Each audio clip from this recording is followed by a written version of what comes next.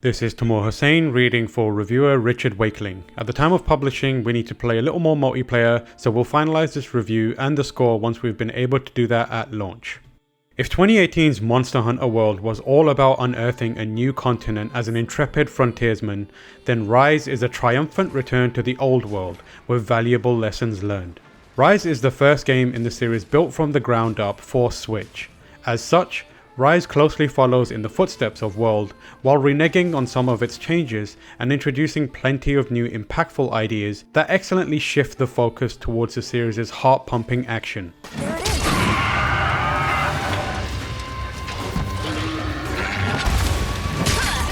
The core Monster Hunter gameplay loop has remained relatively unchanged as you hunt down gargantuan monsters, harvest their materials to craft new weapons and armor, and tackle increasingly tougher foes. Rise reverts back to the old ways of splitting village and hub quests. Village quests can only be played alone, while hub quests can still be tackled solo, but are designed with multiple players in mind. This isn't the most welcome setup for newcomers since it isn't immediately clear which quests progress the story, nor is there any indication of whether or not you should be alternating between both paths. The impact this structure has on the game isn't as substantial as it initially seems though. Hunting the same monsters multiple times has always been a big part of Monster Hunter's DNA, so repeating the same missions as both a village and hub quest is something you would typically seek out anyway. That's not to say Rise isn't approachable in other areas either. A renewed focus on fast-paced action strikes an impressive balance between being welcoming for newcomers and satisfying for battle-hardened veterans. When entering a location, for example, your trusty pet Kahoot will mark all of the nearby monsters on your map. You won't immediately know the identity of each one until you've actually discovered them, but this cuts down on the time it takes to seek out your foe and gets you into the heart of the action much faster. It's an ideal fit for the Switch's handheld mode, allowing you to jump in and out of the most thrilling moments without having to engage in the long-winded slog to find and follow a monster's tracks. Exploration is still a key part of the experience, even if you know the exact location of your prey. There are plenty of shortcuts and hidden paths to uncover within each location, and the addition of local wildlife, known as endemic life, encourages you to seek out every nook and cranny in order to gain the temporary buffs to damage output, stamina regeneration, and so on that they offer. If you're not interested in boosting specific stats to get a leg up in battle, you can always ignore the endemic life and tailor the challenge to your liking. Rise offers a degree of flexibility in the way you're able to tackle each monster that goes beyond your choice of weapon and armor. The verticality afforded by the new wirebug mechanic allows you to zip through the air by utilizing wire dashing. From here you can chain moves together, mixing in wall runs with additional wire dashes to reach previously unattainable heights and traverse the environment at a rapid pace. The finesse it requires takes some getting used to, and you still need to be shrewd with the wirebugs for giving cooldown to be successful, but it's an incredibly fun tool to use once you're comfortable with its demands. The wirebug also plays an important role in combat, as each of Rise's 14 signature weapons has its own silkbind attack. These unique moves are relatively easy to pull off and range from a timing based counter with the longsword to an uppercut leading to an explosive downward strike with the switch axe. Each silkbind attack can be linked into different combos, opening up your repertoire of potential techniques, and the wirebug expands on this even further with its defensive maneuvers. The evasive wirefall move, for instance, gives you the opportunity to get back on your feet and avoid a monster's follow-up attack after being knocked down or pushed back, while the wire dash extends the reach of your dodge for when you need to quickly evade a rampaging beast.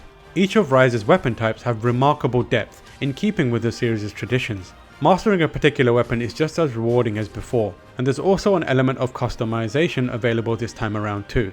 The aptly named switch skills allow you to swap out certain regular and silkbind attacks to make a weapon that's reflective of your playstyle and preferences. An improved training area and the reduction in the amount of materials necessary to upgrade a new weapon also makes this aspect of the game more approachable for newcomers who need to experiment in order to find a weapon type that suits them.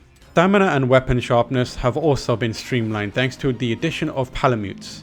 These new dog-like buddies will help you out in combat and can be decked out with weapons that add to Rise's combat depth. And they also act as mounts for you to ride anytime you want. Stamina isn't consumed when you're riding on the back of your trusted palamute, and you can even sharpen your weapon while traversing to give you something productive to do during travel, thus alleviating some of the more time-consuming aspects of Monster Hunter. Good job, buddy. On to the next one. There is a basic story that sets all of this up by casting you as Kamura Village's sole hunter, but the narrative is little more than a paper-thin vehicle for introducing Rise's new mechanics and game modes. Chief amongst the latter is the Rampage, a special mission type that requires you to defend a stronghold from waves of ferocious monsters. The Rampage is inspired by Japanese folklore and the Hyakiyagyo, Night Parade of 100 Demons idiom in particular.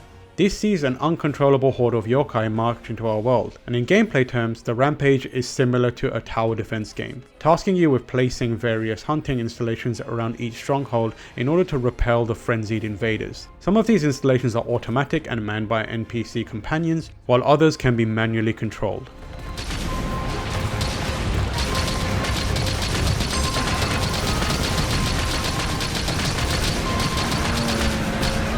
Rampage quests offer a respite from the usual Monster Hunter formula, delivering histrionic thrills as you find yourself bombarded by multiple monsters at once. There's some satisfying depth to it as well, with progression rewarding you with more powerful installations and upgraded weapons. Completing a Rampage quest will reward you with the usual assortment of monster parts, with which to craft weapons and armor. But you're also incentivized to finish them in order to unlock Defender tickets. These can be spent on numerous Rampage skills that permanently boost specific weapon stats such as attack, affinity, and defense. Part of what makes the Rampage so exciting is the addition of Wyvern riding to your offensive arsenal. Monster riding was first introduced in Monster Hunter 4, but it's had a significant shake-up in Rise. By performing a series of silkbind and aerial attacks, a monster will enter a mountable state that allows you to hop on their back and go for a ride. You can launch your helpless prey into walls to deal damage and put them in a down state that leaves them vulnerable for a time, or you can use them as a massive battering ram to attack other monsters. This is a tad cumbersome due to some stiff controls, but being able to ravage the monster you're hunting with another beast is a singular treat that adds a tinge of kaiju-esque action to the proceedings, not to mention the strategic considerations it introduces to each hunt. The monsters themselves consist of fan favourites such as Rathian, Diablos and Puki, along with plenty of new monsters and a few surprises. Much like the Rampage, each of the new beasts are inspired by yokai and other legendary creatures from Japanese folklore. Going toe to toe with these intimidating beasts is an unmistakable core of Monster Hunter experiences, and Rise still feels like a distinctly Monster Hunter game, even if it's more of a fully fledged action title than any other entry in the series. This renewed focus doesn't diminish its layered RPG mechanics, nor does it dumb down on any single aspect of the hunt. The moment-to-moment combat is as impeccable as it's ever been, and puts Rise on a pedestal as one of the feathers in the Nintendo Switch's cap.